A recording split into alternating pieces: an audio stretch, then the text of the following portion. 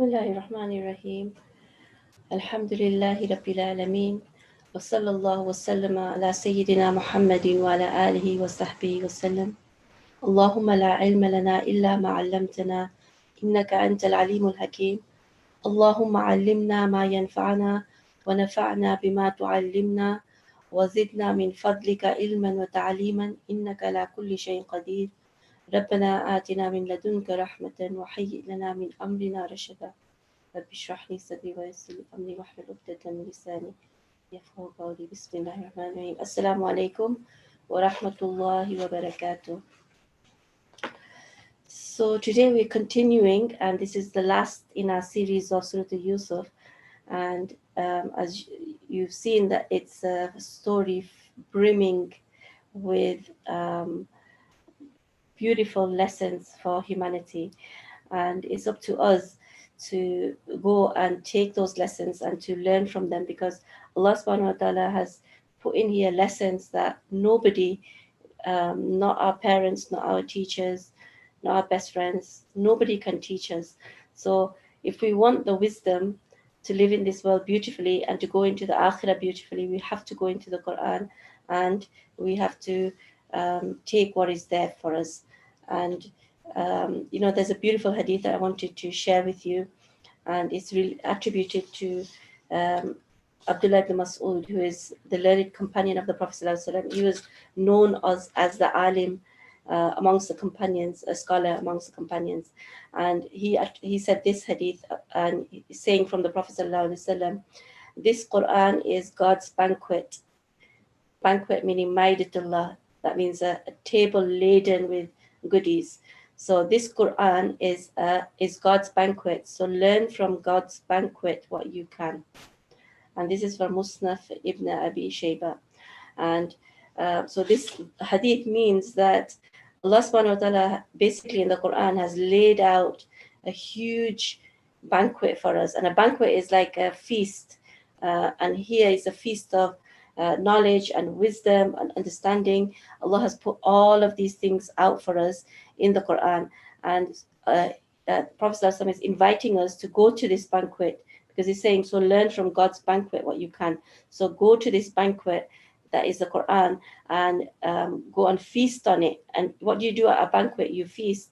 So Prophet ﷺ is inviting us to go into the Quran and literally feast on all the things which are in the Quran. And there's so many beautiful things. And the story that we're covering, Surah Yusuf, has been called the most beautiful of stories. And it has the best meanings and interpretations as we've been looking. But we haven't even covered, to be honest, we haven't even covered a small portion of what really is in that surah, just because of the constraints of time, and we're doing it in Ramadan, so we're moving at a faster pace. But you can go back, you yourself can go back and look at all the meanings and interpretations that are contained in this surah. And it says it's the most beautiful of stories to human beings. But when you personalize it, when you go back into it and you feast on it and you learn the lessons from it, then you can take this story for yourself, and you can make it most useful to you, and then it will become the most beautiful story to you, because you will have personalized it into your life, and it will become the most beautiful story. And there's many allegories in this surah as well. And briefly, I'm just going to mention how this works. Is that when you look at because this story goes from beginning till the end, it's a whole linear telling of the story from Yusuf al-Islam's birth, if you like, to his death. So because it's like that, we can go into each scene and reflect it into our own lives. And we had this discussion before about how the Quran, the stories in the Quran, they reflect into us and we reflect into them. So you can actually take your whole life and reflect it into this story, and you can go bit by bit, how there's the innocence of childhood, and there's a much all where the heart is in childhood, that the heart loves and what it loves, and then moving along with it. And you can use all of these allegories in Surah Yusuf. Is a brilliant story to do that. So that's just a mention out to that. We haven't done that in here, but you can do that. And you can do that also with the ta'wilat, the mystical allusions, because there's so many in this surah that have been covered. And we mentioned at the beginning that one of the things that this surah really, the themes that run through this surah is the theme of ihsan, excellence or virtue. Now we learned ihsan in hadith Jibreel, when Jibril Islam comes, and it's a very famous hadith, when he comes into the midst of the Sahabas and the Prophet ﷺ, and he's dressed in very clean clothing, and there's no signs of trouble on him, and yet nobody knows who this man is. And then he comes and he shows a lot of familiarity with our Prophet ﷺ, and he asks many questions. One of them is about Islam, the other one is about Iman, and the third one is about Ihsan. So then when he leaves, the Prophet ﷺ says, do you know who this man was? So the Sahaba say, no, we don't. And yet he was a stranger, and yet he hadn't traveled. So we don't know who this person is. It seems like he must have appeared from nowhere. So Prophet ﷺ says, that was Jibreel, and he came to teach you your religion. So in that famous hadith of Jibreel, Jibreel Islam teaches about Islam and Iman, and then Ihsan. So the Prophet ﷺ defined Ihsan as to worship God as if you saw him. Because if you do not see him, yet he sees you. So you're worshipping Allah as though you're seeing him. And this is the highest station, highest level of worship. So even when you pray in your salah, you are worshipping Allah with ihsan, means you're worshipping him as though you are seeing him. But if you can't do that, if that's very difficult to do that, then at least you're on a level where you know that he's seeing you. So you're conscious of that when you are praying. So when you are conscious when you're praying, you're not going to be like moving around or yawning or straightening clothes. No, you'll be standing as you would stand in the court of the King of Kings. So there's many levels of praying too, and many levels of doing ibadah. And the highest level is the level of ihsan. And so this story really brings that up for us. And one of the, it's also used here in terms of how we understand the lessons of this surah, because the key point in the Quran is that you don't understand it just with a mental faculty connected to the brain. So you don't understand the Quran just with your brain. So you're using your brain to understand all the processes, as modern education assumes, because that's what you use in modern education. But you understand the Quranic lessons related to virtue and purity of heart. So you're using your heart, in other words, to understand this story, and you're using your heart to understand the lessons in this story. And this is the essence of Islamic learning, that is the essence of the Islamic epistemology, which is the theory and method of knowledge, that you use your heart in understanding the learning. So, in other words, understanding depends on goodness. So, the goodness of the self and the goodness of the soul, because you're bringing your heart and your soul into understanding what Allah is saying, not on mental agility or training. And this is where students of knowledge get mixed up, because they try to use their brains and their logic and their mental agility in trying to process this knowledge. But you're coming to this Islamic knowledge with a very different attitude. You're coming with humility, you're coming with a pure heart, you're coming with your soul, and then Allah will open it up for you. It's not about writing the exams and your percentiles and all of that. It's not about that. You're coming with a very different attitude, and that's why Yusuf al-Islam in the Quran has been called a muhsin. Muhsin means one who does ihsan, one who shows virtue, right? And he's never been called cleverness. He's never, even though there's so many bright sparks in this story related to Joseph, but he's never called clever, but he's called a muhsin. And there's many virtues that in the Quran where Allah subhanahu wa ta'ala says that Allah is with the people who are from the sabirun and muttaqun. There's 8 categories of people who are loved by Allah subhanahu wa ta'ala. 3 of them are al-sabirun, al-muttaqun, al-muhsinun. And Allah subhanahu wa ta'ala, in these, He says He is with them. But with al-muhsinun, He says la ma'al muhsinun. That means He is indeed with them. So you can see the highest level that Allah subhanahu wa ta'ala loves. Just by these words, we see that Allah subhanahu wa ta'ala loves the virtuous the most, the people who display the most virtue, and the people who come with their heart into everything, and the people who use ihsan in their dealings and in their worship. Allah loves them the most. And also is related to the word ahsan al-qasas, because ihsan, there's ihsan in this story too. So today we're going to try and wrap up the story, and for this reason, I'm going to move quickly through the verses. So I'm going to basically read them and just do very short explanations. But I do want to read the verses of the Quran so that you can get the beauty of that, because the real beauty is in what Allah subhanahu wa ta'ala says. So verse 53, Bismillahir Rahmanir Rahim. um, Yusuf alayhi salam says, وَمَا أُبَرِّيَ نَفْسِي إِنَّ النَّفْسَ لَأَمَّارَةٌ بِالسُّوءِ. So he says, I do not exonerate myself. Surely the soul insistently orders evil, except on whom Allah showers mercy. Undoubtedly, my Lord is most forgiving, most merciful. The king said, now you remember yesterday we talked about how the king had a dream, and then Yusuf alayhi interpreted the dream, and the dream meant that a famine was going to come in a few years. A famine was going to come into Egypt. So the king said, bring him to me so that I may keep him exclusive for myself. When he spoke to him, he said, verily, today you are a man of honor and trustworthiness with us. So when the king spoke to Yusuf alayhi salam, he honors him and he says that you are a great man of honor and trustworthiness. So Sayyidina Yusuf alayhi salam said, appoint me over the treasures of the land. Indeed, I am protective and knowledgeable. So then the king, when he after he talks to him, you can see from this verse that he's very much taken by him, and he's very much impressed by him, because Yusuf alayhi salam is such a noble and genuine human being. And people, human beings, we recognize that in others. So the king, there's so many reasons why he should recognize in Yusuf alayhi salam. And also Yusuf alayhi salam right now is coming as a savior for this country. He's going to save so many people because of the interpretation of the dream. The king now knows what he needs to do.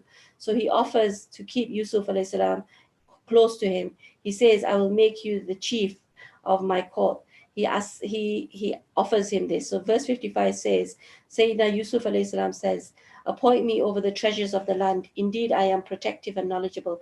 So instead of taking that post, Yusuf alayhi salam says, he asks for something very specific. He says, make me a treasurer of the land, because this is something I am protective, because a person who does that has to have, obviously he has to be a person, a responsible and a trustworthy person. So he says, I am protective and I am knowledgeable. That means I have knowledge of these things.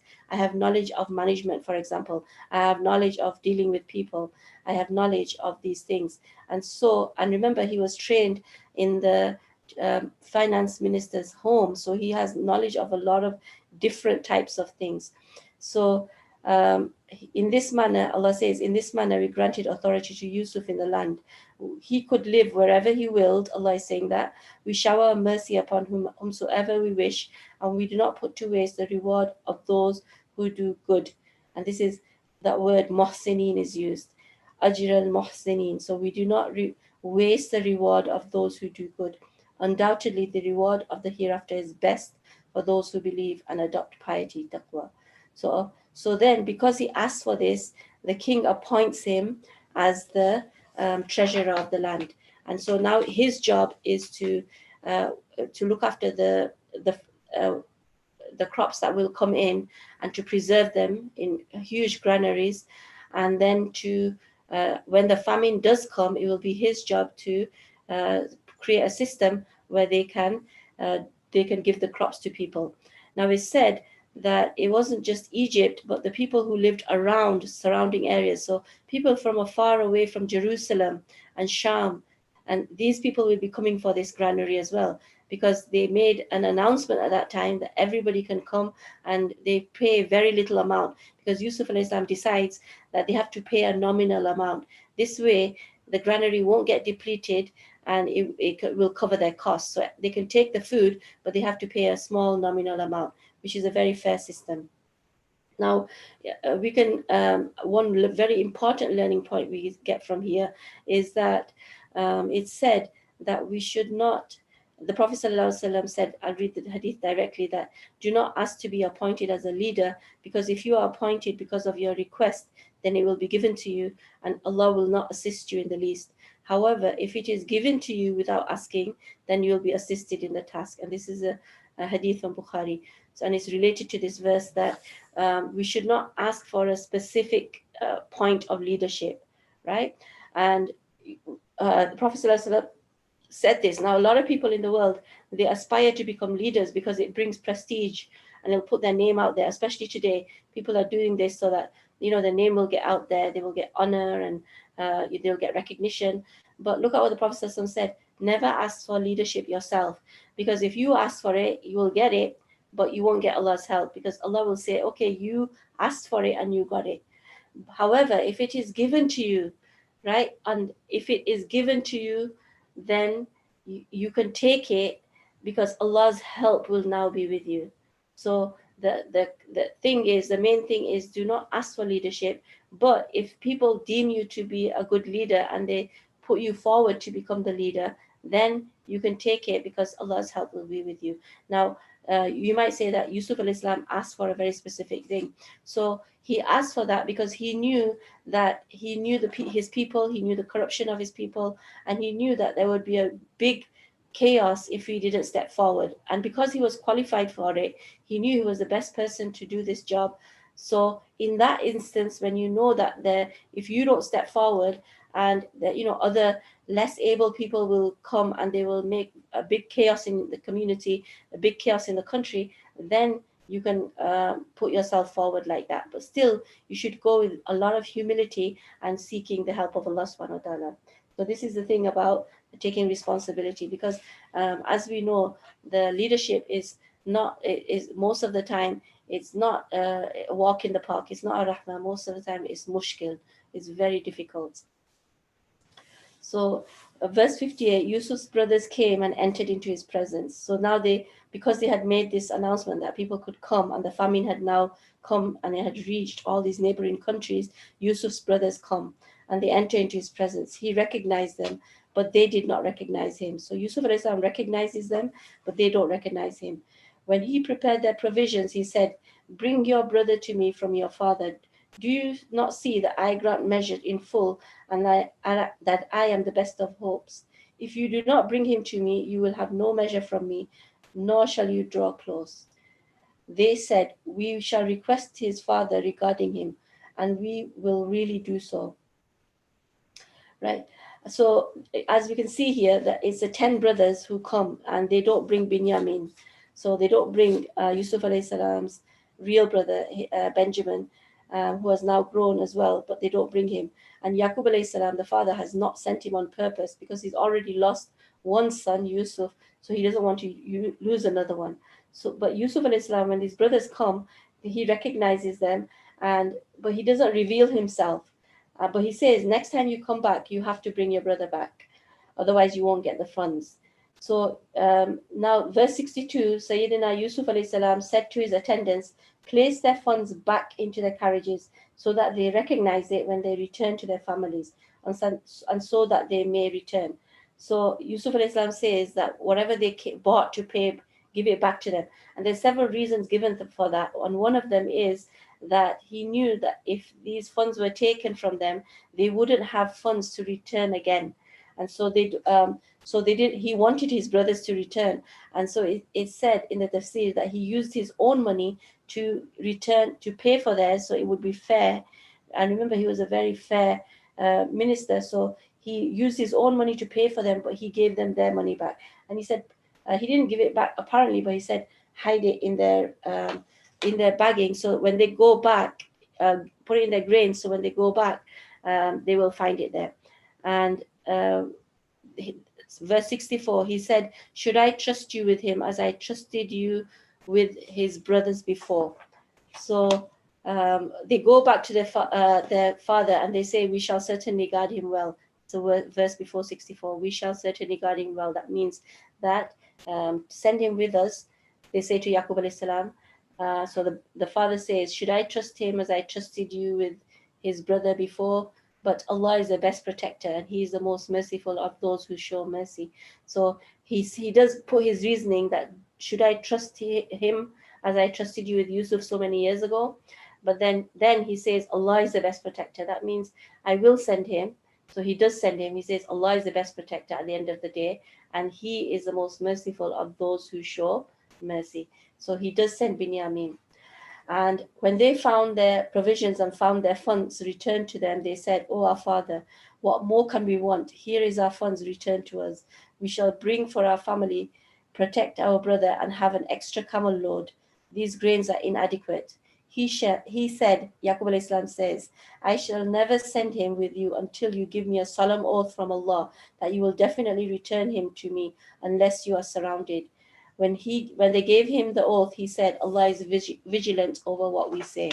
So um, Allah subhanahu wa ta'ala is wakil. Wakil means he is a witness to what you said, because you've taken an oath now that you will take Benjamin, but you will bring him back to me. So Sayyidina Yaqub alayhi salam said, "O my sons, do not enter through one door, but enter from different doors. I cannot be of any avail to you against Allah's order.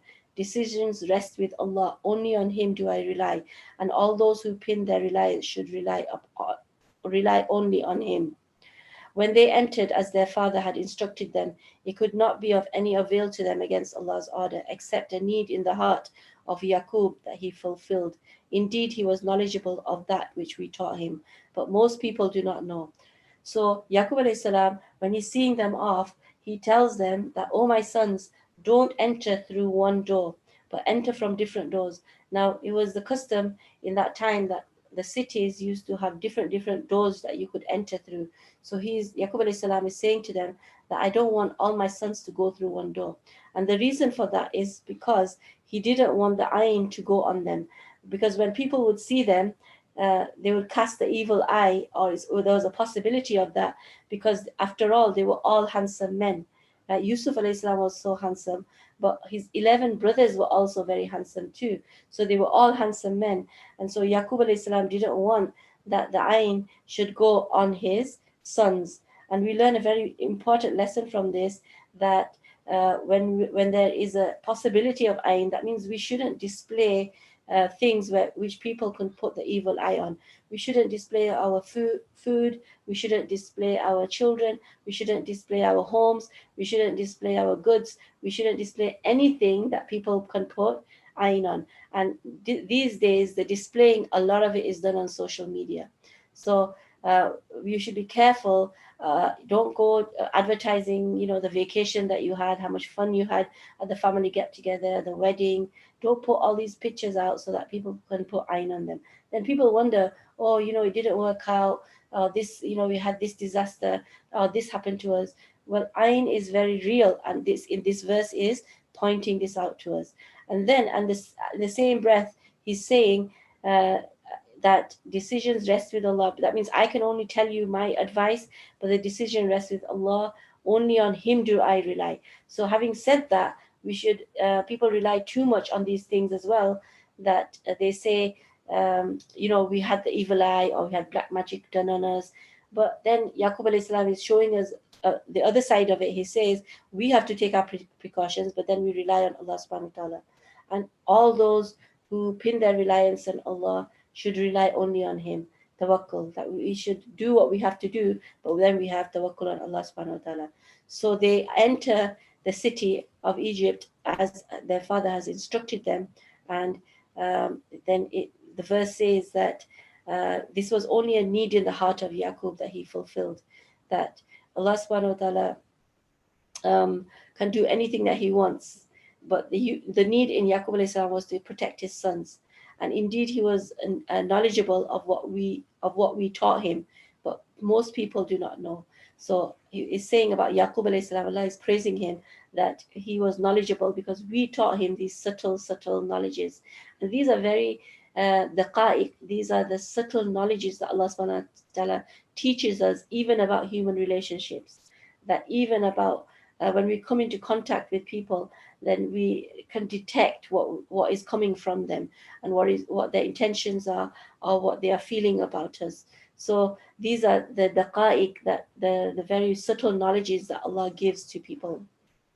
And everybody can have this knowledge. We just have to get in tune with it, and we have to protect ourselves, and we have to take our precautions when we interact with others. This is what this verse is telling us. Verse 69, when they entered the presence of Yusuf, he took his brothers unto himself, saying, I am indeed, he took his brother unto himself, that means Binyamin, and he said, I am indeed your brother, so do not grieve about what they do. When he prepared their provisions for them, he placed the drinking cup in his brother's carriage. Thereafter, one announcer announced, where to, O caravan? Verily, you are thieves. Advancing towards them, they said, what have you lost? They replied, we have lost the drinking cup of the king. There shall be a camel's load for whoever brings it forth, and I shall guarantee for this.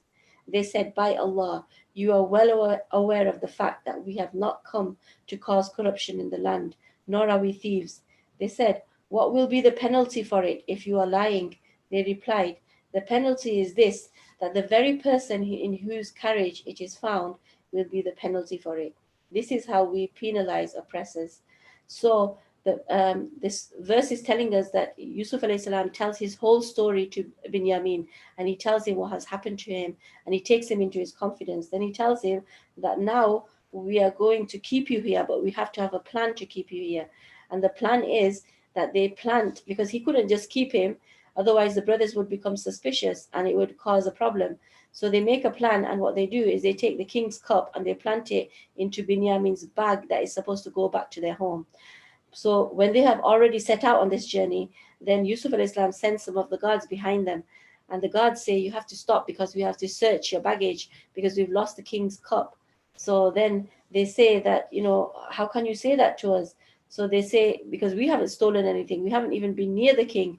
So then they say, what's the penalty? So they say the penalty is that whoever we find the cup with, he has to go back to the court with us, and you have to return back.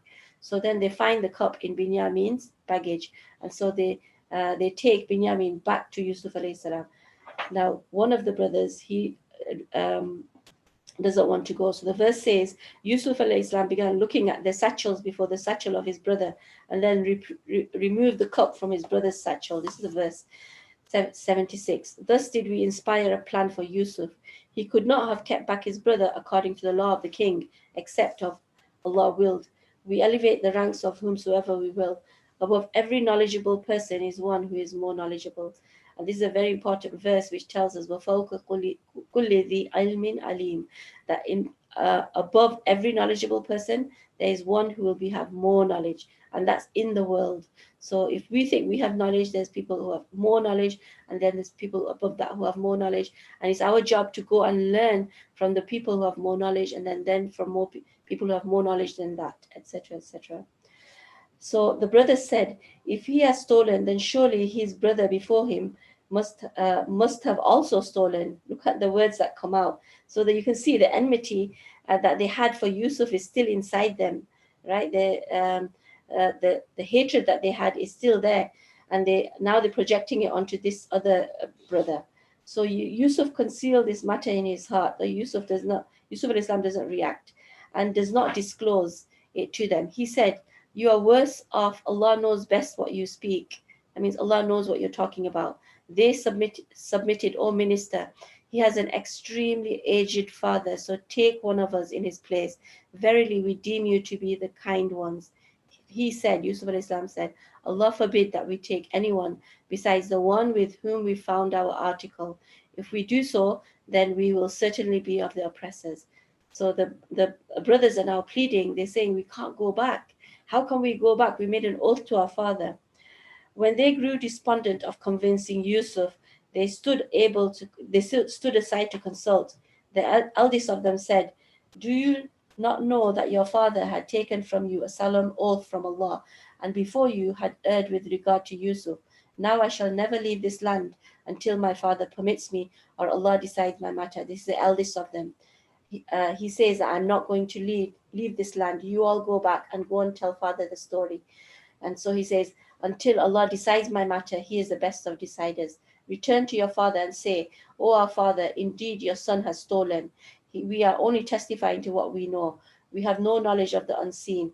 So go and tell him that this is what has happened, and this is what we're talking about apparent, because this apparently this is what has happened, but we don't have knowledge of the unseen. You ask, verse 82, you may ask the inhabitants of the town in which we were and the caravan whom we accompanied back. We are really truthful. So you can go back and ask the people what happened there, or the caravan that we were traveling with. Remember, a whole group of people used to travel. So you can ask them to be witnesses. So verse 83, so Yaqub alayhi salam says, but your souls have contrived this matter for you. So again, he's saying the same verse that he said when they came back after losing Yusuf. He says, your souls have contrived this matter for you. However, I will exercise patience without any complaint. For Sabrun Jamil, again, the same words he's saying. Perchance Allah will bring them all to me. Without doubt, He is the all-knowing, the wise. He turned away from them and said, Oh, my grief for Yusuf. His eyes turned white with sorrow, and he was suppressing it all the time. So he again, the grief of Yusuf is now come back to him, right? It's that old wound has reopened, and it says in the verse that his eyes had turned white with sorrow. That means he had lost his eyesight from the sorrow he had experienced, right? So this is such a deep verse because it tells us that our griefs and our sorrows and our depressions, they affect our body, right? So people can lose their eyesight too from sorrow. Like hair can go white, we know this, but even eyesight can go weak, or it can you be completely gone, as it was the case with Yaqub alayhi salam. And he was suppressing it all this time. That means that he hadn't forgotten Yusuf. Years and years and years had passed. Maybe 20, 30 years had passed, and yet he was still remembering him. His remembrance was very fresh, but all the time he had hidden it from everybody. And so this grief comes back up again. So his son said, by Allah, you keep mentioning Yusuf until you waste away or become totally destroyed. So the sons get agitated with him and say, why you keep remembering Yusuf? That was such a long time ago, and you're going to die if you keep remembering him. He replied, I complain of my sorrow and my grief only to Allah, and I have been granted such knowledge from Allah that you do not know about. So he says, I'm not complaining to you, I'm complaining to my sorrow. There's a beautiful verse that it has a big lesson in for us, that we should say, I complain of my sorrow and my grief only to Allah. Don't go complaining to people, complain to Allah. And so it says, I have been granted such knowledge from Allah that you do not know about. So he was a prophet after all. And so there is a hint here that he knew that Yusuf al-Islam was alive, and he knew that this story of Binyamin getting lost was related to Yusuf. So he says, O my sons, go and search for Yusuf and his brother, and do not become despondent of Allah's mercy. Indeed, only the disbelieving nation grows despondent of Allah's mercy. So he says to them, you go and search for Yusuf. So he sends them back. He says, go and search for both the brothers, and don't become despondent, don't become sad, because it's your job to do that, and then you'll see Allah's mercy. Another lesson for us here, that when we are in a situation, don't become despondent. Do what you have to do and move forward. Move forward, because Allah subhanahu wa ta'ala has a plan, and trust in the plan of Allah subhanahu wa ta'ala. Verse 88, when they entered into the presence of Sayyidina Yusuf, they said, O minister, calamity has befallen us and our family. We have come with a sum that is worthy of being returned. So grant us the full measure and be charitable towards us. So they returned back for more food, and they've bought some, but they're saying, please return Binyamin back with us, because our father is a very old man, and we are in a famine right now. There's so many troubles. So indeed, Allah rewards the charitable ones. So they are reminding Yusuf alayhi salam of the charity of Allah. They are invoking the charity of Allah subhanahu wa ta'ala. And so 89, he said, do you know what you did to Yusuf and his brother when you were ignorant? So Yusuf alayhi salam is now telling them the story. He said, do you know what you did to Yusuf and his brother when you were ignorant? So they exclaimed, "Are you really Yusuf?" He replied, "Yes, I am Yusuf, and this is my brother. Allah has indeed favored us. The fact is that whoever adopts piety, taqwa, and is patient, then Allah surely does not put in to waste the reward of those who do good." Again, Muhsinin is mentioned. Um, فَإِنَّ اللَّهَ لَا يُضِيءُ أَجْرَ الْمُحْسِنِينَ. Allah does not put to waste the reward of those who do good. So Yusuf alayhi salam relates the whole story to them, and they are shocked that they are shocked that Yusuf alayhi salam is still alive, and then they relate it back to the father, because the father had hinted that go and look with the rahmah of Allah and you'll find him. They said, "By Allah, Allah has certainly preferred you above us, and we are really among the wrongdoers." So now all the feelings of remorse, and the reality comes in front of them. And this is why the story of Yusuf is also a story of truth and reality, that Allah always brings forth the reality and the truth. So for the brothers, the reality comes in front of them. He said, "There shall be no reproach on you today. May Allah forgive you. He is the most merciful of those who show mercy." So this is the third time they're coming for grains. And this is the third time Yusuf alayhi salam discloses his identity. Then Yusuf alayhi salam says to them, um, Yusuf alayhi salam, he treats his brothers very well. And from this we can see that he forgives them, and he honors his brothers. And this is a trait of the believers, that they forgive, right? Even though this is very difficult, that he forgives them and he elevates his brothers. And then he says to them, verse 93, he says, "Take this shirt of mine and cast it upon the face of my father. He will regain his sight, and bring your entire family to me." So this is the third time that a shirt is mentioned too. Look at the shirt is quite symbolic in this story. Remember how the brothers come back with a shirt to the father and say the wolf ate Yusuf. So there was a shirt over there. Zuleika, when she seduces Yusuf, there was a shirt there. The shirt is torn from the back. And now a shirt is being featured again in this story, where he says, "Take my clothing," and he gives a shirt with his smell on it, and he says, "Give it and put it on the face of my father, and he will regain his sight." So this is a miracle. So it's a miracle, but also you can see the sense of smell. This is such a sensory verse, because the smell is what we remember about people. If your mother's smell is something that is very powerful. So the smell of Yusuf is going to, subhanallah, is going to bring the sight back. So it's a miracle that's going to happen, but it also tells us something about the human systems too. And bring your entire family to me. He says, "Bring your entire family to me." When the caravan left, their father said, "Verily, if it were not that you would say that I am babbling, I would say that I smell the fragrance of Yusuf." And just before we go into this further, I also want to mention a very important point here, that sorrow and grief are reversible. People live with their sorrow for years and years, and they go to the graves with it. But that is not the case. Your sorrow does not have to go on forever. Your grief does not have to go on forever. Your depression does not have to go on forever. You can reverse it. You can come back. In fact, you should come back. People sit down with it, and because some people, they get so involved in it that they start to enjoy it. The martyr mentality. They start to enjoy that, and then they want to live in it, and they want to wallow in that. They don't want to come out of it. So this verse is telling us, it's a very important verse, a lesson for us, that when there is grief and sorrow, then you have to cut it and you have to come out of it. Because Allah does not want for you that you live a miserable life in this world. Allah wants that we live a good life.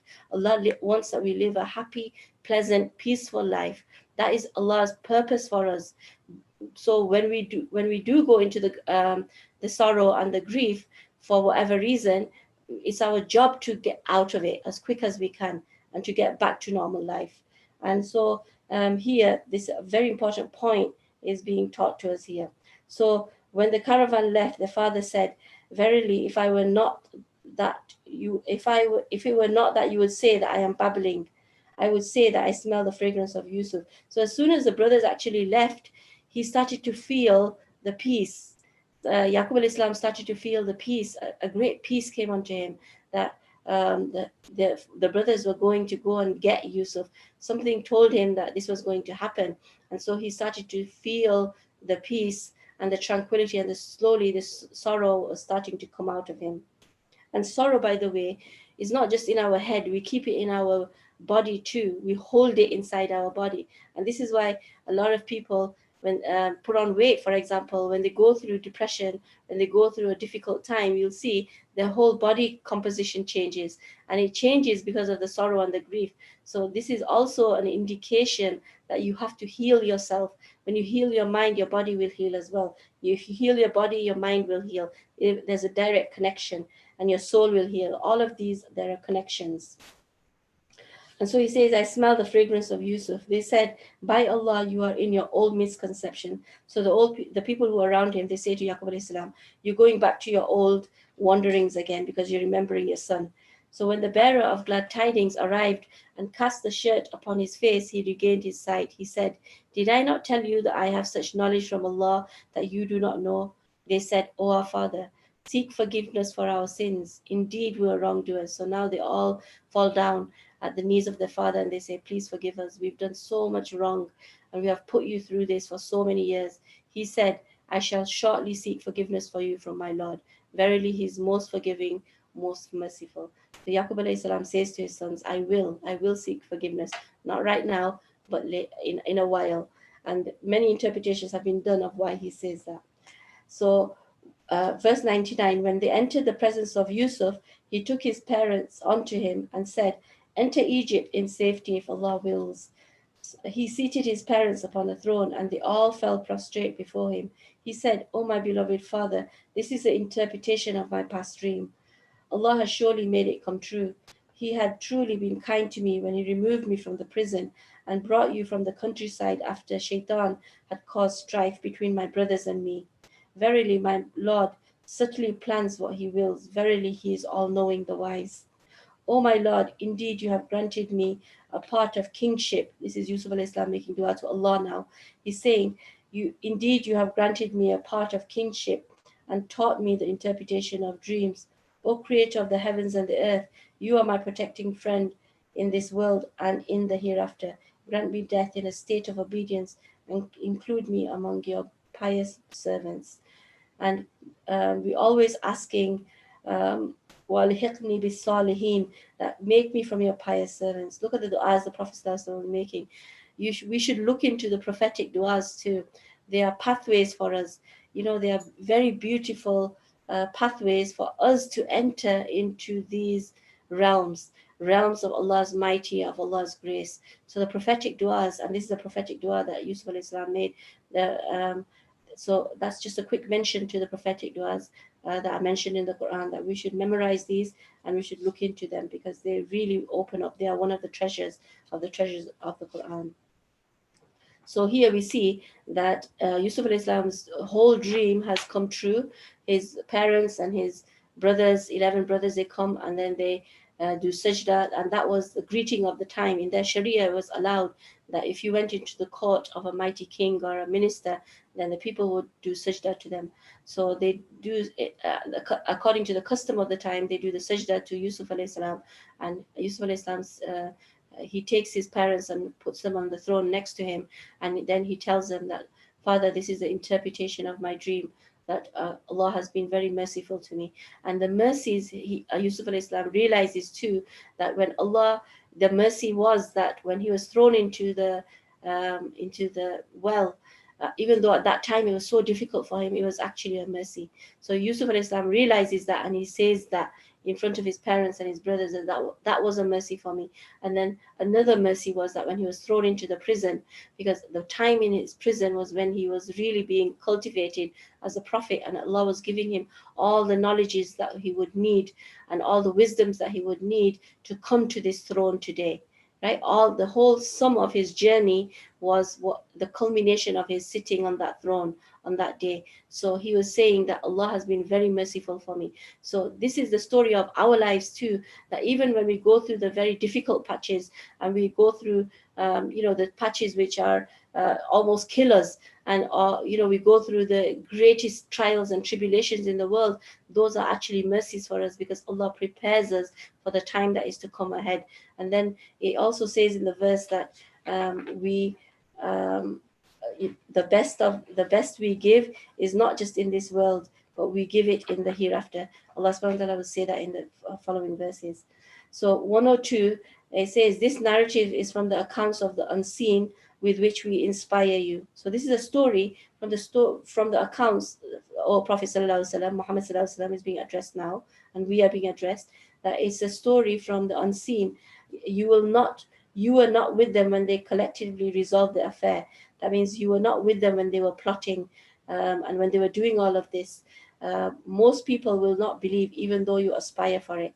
So Prophet sallallahu alaihi wasallam is being told that this is from a story from the unseen that we are giving to you. So it's a treasure that we are being given. And because we weren't there when the brothers were plotting and they made this whole plot and they put Yusuf alayhi salam in the a well. But when they put him in the well, look at what transpired.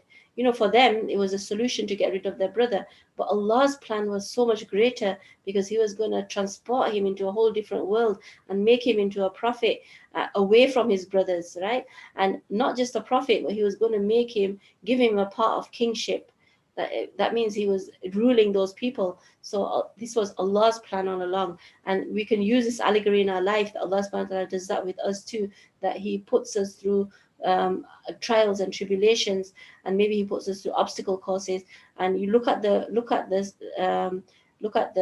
function of your life, go back to it and look at the trajectory of it, that what has happened in your life, and you will see it like this too, that Allah put you through so much just to bring you out to a place which was better for you.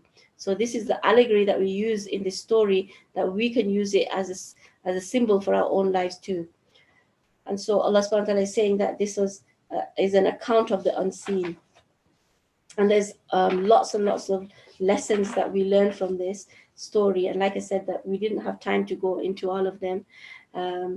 But there are numerous signs. 105, it says, there are numerous signs in the heavens and the earth by which they pass, yet they ignore them. So Allah subhanahu wa ta'ala is saying that most people will not believe. And then He's saying that وَكَأَيٍّ مِّنْ آيَةٍ فِي السَّمَاوَاتِ وَالْأَرْضِ, that Allah has put numerous, hundreds, thousands, millions of signs in the heavens and the earth, and people will just pass them, but they'll just ignore them. Like, that's the story of most of us, that we go past Allah's signs all the time, and there is a miracle in everything. From everything that we can see, big and small, is Allah's miracle is inside it. But we get so used to it, and we become so complacent that we ignore the sign of Allah.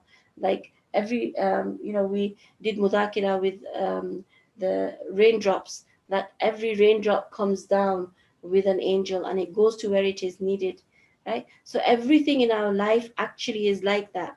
Every leaf on the tree has a function for our life, because it affects us. It affects the quality of the air that we breathe.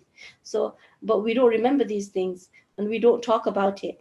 And a big lesson we can take from this, that we should do remembrance of Allah in our everyday speech.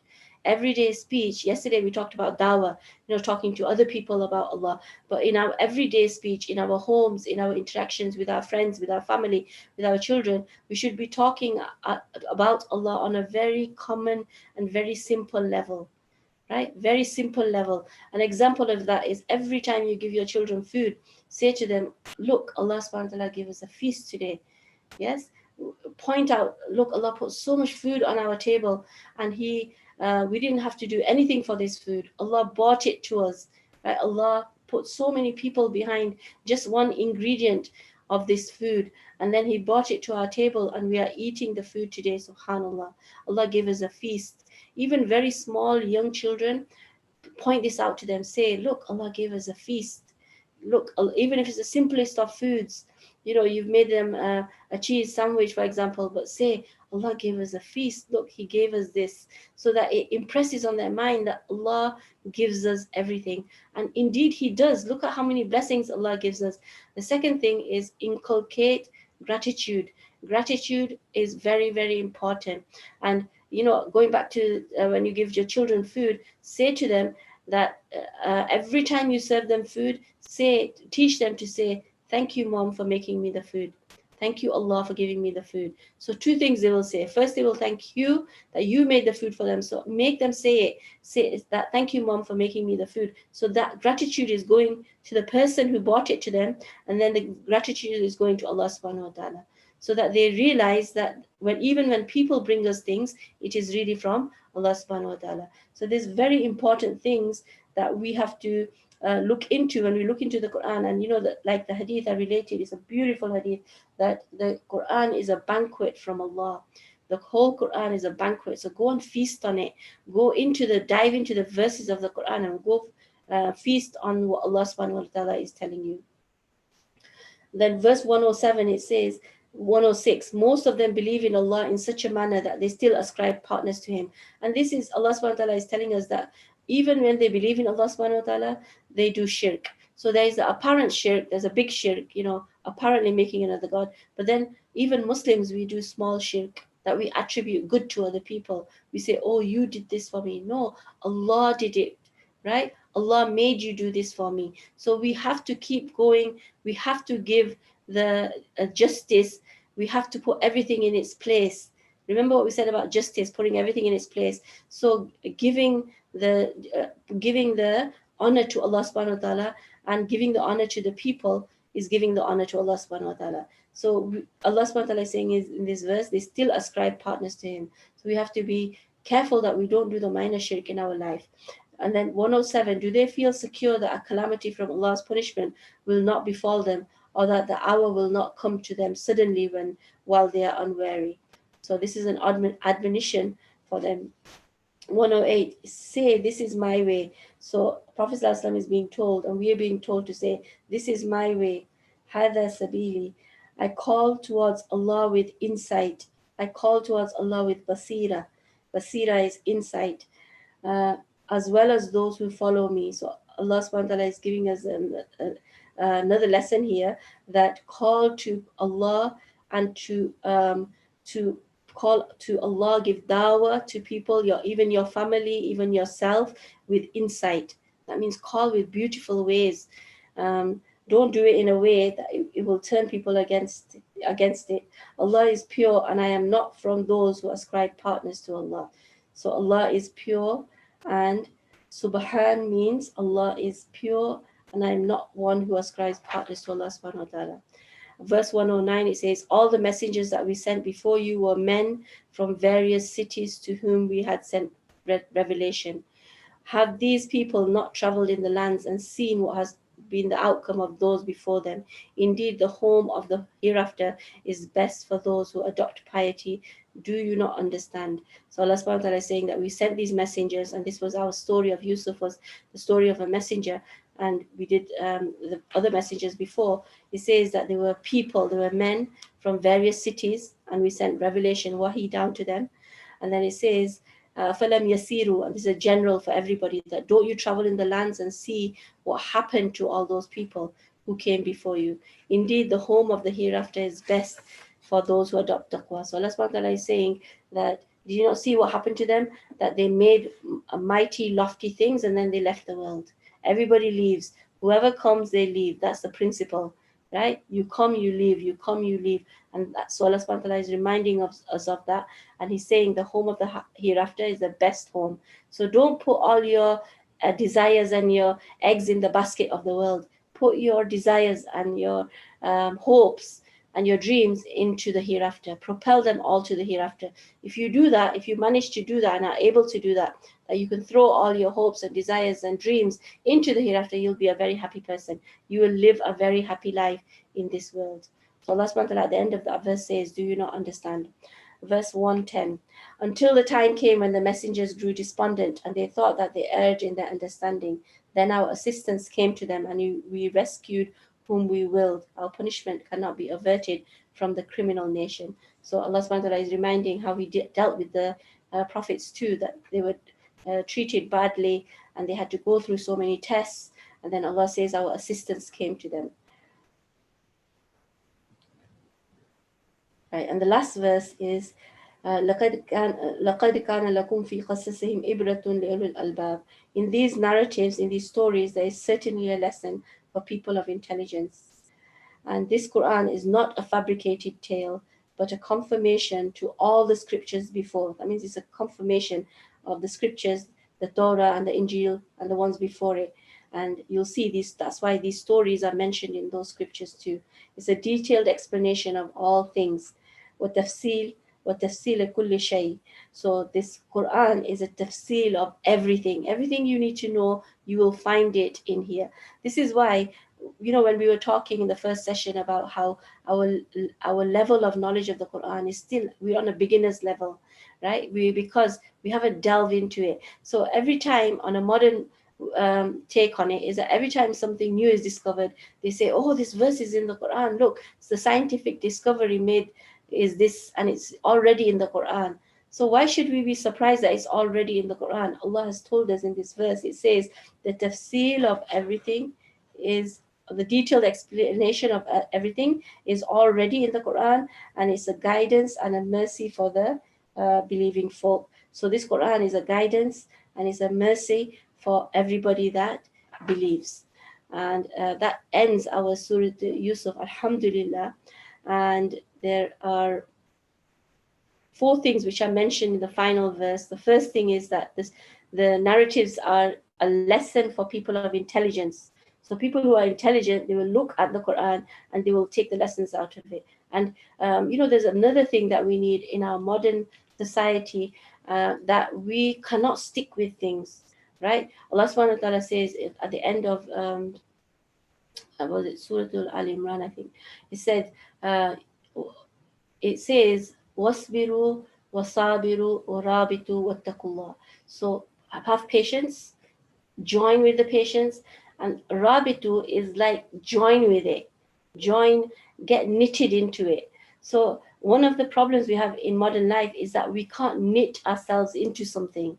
We try everything out. Let's try this out, let's try that out, and we don't go into it. And an example of that is the way we use Islamic knowledge. For example, now people don't look into books. We get all our knowledge from our social media. So we read this hadith and this hadith, and then it's all fragmented and it's not done on a level where we all comes together. So one of the things that we have to do with the Quran is we have to knit ourselves into the Quran. That means we have to stick to it, right? We have to have the patience, and we have to establish the patience, and then we knit ourselves into the patience. And so it says that that's one of the first things that we have to do with the Quran. Then the second thing, Allah subhanahu wa ta'ala is saying that it's not a fabricated tale. That means these are not just stories. There's something very deep inside them. The third thing is a confirmation of all the scriptures. So this is a dawah to the people, Ahl Kitab, people of the book, that look, this deen is a dawah of this deen is a dawah to you, because it's just a confirmation. It's a new version of what you have already believed in. And in conclusion, Allah subhanahu wa ta'ala says it's a detailed explanation of all things. So the Quran is a detailed explanation, and it's a guidance. It will guide your heart. It will tell you what to do. And it's a mercy for the believing people. So it's a mercy for us, because when we interact the Quran, you'll see so much mercy will come onto you. And, I just want to share a thought today that I was thinking about the people. Maybe you have friends like that, or you have seen your grandparents or people in your family who stick with the religious prayers. That means they take the books, they stick with the Quran, or they have books which has got the du'as in it. And you might have seen elderly people, or even I've seen middle-aged people with books which are so thumb through that they are falling apart. The dua books are falling apart because they use them every day, morning and evening. Now, when you look at these people, on one level, you look at them and you say, wow, they're so dedicated. But there's another way of looking at these people, that they have found their Jannah in this world. They have found their peace. And peace is a level of Jannah in this world. If you want Jannah in this world, the best it's going to get is that you're going to have a very peaceful and tranquil heart. You're going to be calm and you're going to have peace inside. That's as good as it's going to get in this world. So these people have found their Jannah because every day what they're doing is they're taking the Quran and they're reading these surahs, or they're taking the du'as and they're reading these surahs, same ones sometimes over and over again, right? The whole book is falling apart, or their whole musalla where they're praying on has torn, where they've done the sajda, there's holes in their sajda, sajda place. So these people, what they are really doing is they've found their peace in their world, and they are happy people, right? These people are the happy ones. So if you really want to see happy people in this world, then look at these people, because you'll see them, they're so dedicated. And if you don't understand it, when the first time you see it, you might think, wow, look at them, why are they spending so much time on this? They could be doing this or they could be doing that. But these people have found the elixir of happiness, right? They have found what really makes a person happy. And so engaging in the Quran, engaging in these surahs, engaging in these stories, and engaging in the dhikr of Allah and the remembrance of Allah, and reading these du'as. And we just mentioned that, these du'as really that are in the Quran, they're like precious gems, that if you were to just take the dua and you were to read it, it would transform your life. You took one dua and you kept reading it, it will transform your whole life. So these really are treasures, and Allah subhanahu wa ta'ala gives them to whom He wants. So we should pray to Allah first that Allah gives us these treasures, and Allah subhanahu wa ta'ala really opens up the pathways of the Quran for us, so that the Quran can come to us and we can have the Quran on so many different levels. And so I hope you enjoyed Surah Yusuf. Like I mentioned before, that we only did it on a very like above board level. We've not really gone that deep into it, but there's so much more, and there's so many beautiful lessons. Like I wrote some of the lessons. I haven't even done a quarter of the lessons that I wrote down. But if we ever get a chance again, we can do the just tafsir of the Surah Yusuf again. But even if we don't, you should find your own circles of Quranic circles. You should go and find your Quranic circles where they're doing tafsir, and go and listen to it, and go and learn from these people. In every community there are scholars, in every community there are sheikhs, there are learned people, and there are women too. um, Even though most of the women are hidden because they don't come out, and they don't preach openly like this, but you should go and find these people, and you should go and sit with them, and you should learn from them, because you will benefit so much just by sitting with these people. And they are pious and they have a connection with Allah, then they give you a little bit of that connection. So if you want to be activated, if you want your Wi-Fi to be activated and you want it to be strong, then go and spend time with pious people.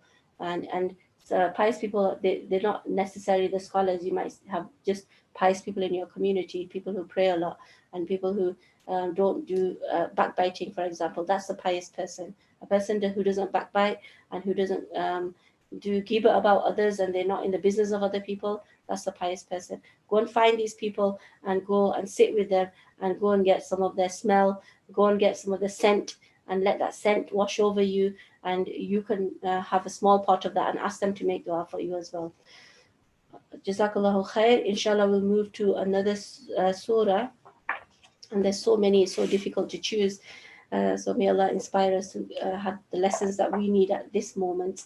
And we will be back not tomorrow, but the day after, inshallah. And by that time, we'll have entered into our last 10 days of Ramadan too. So, the last 10 days are gold. So we should be ready for them, mentally, physically, spiritually, be ready for the gold, because in the last 10 days, we're running for gold. We have to get as much as we can. May Allah shower His blessings upon us, shower His blessings into our homes, His mercies, and bring lots and lots of barakah, so that we can avail ourselves of these last 10 days of Ramadan, inshallah. And may Allah subhanahu wa ta'ala forgive our shortcomings, and may Allah give us the treasures of the Quran, and the treasures of all the ibadah, and the treasures of Allah uh, in this world and in the hereafter, inshallah. Ameen. Ya Rabbil Alameen. Assalamu alaikum wa rahmatullahi wa barakatuh.